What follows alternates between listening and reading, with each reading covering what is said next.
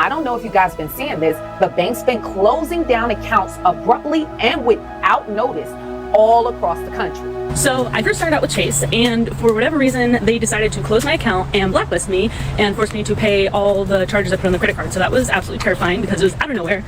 I have like good credit, and it was just, they couldn't even explain to me why it happened. They just decided to close everything. They're not communicating with us. About 12:45 p.m. Eastern time today, customers of Bank of America system was down. They were trying to access their bank accounts, but something called the down detector that collects data on outages started detecting that the services were down and people were unable to actually see their balances. Not my balance. Not this world food economy. $1,000 when you go to the grocery store and I can't access my balance. It's been so bad. Massive numbers of people were unable to access their bank account with all of their savings. No, it just says your CF code, and they didn't know what that meant. Okay, so is there like a reference number for the escalation? Because you said you No, it's just an internal email. She's gonna send me.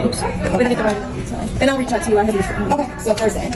So this is day 16 that Chase Bank has decided to close my account and freeze all my funds without any explanation. Not only is this unprofessional, but this is very unethical.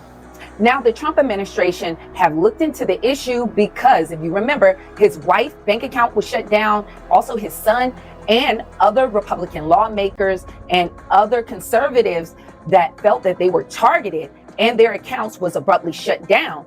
And you know what? The banks admitted that they've been pushing a lot of people out of the banking system, and it's been for a reason, but it wasn't over their political views. There's something else in the works.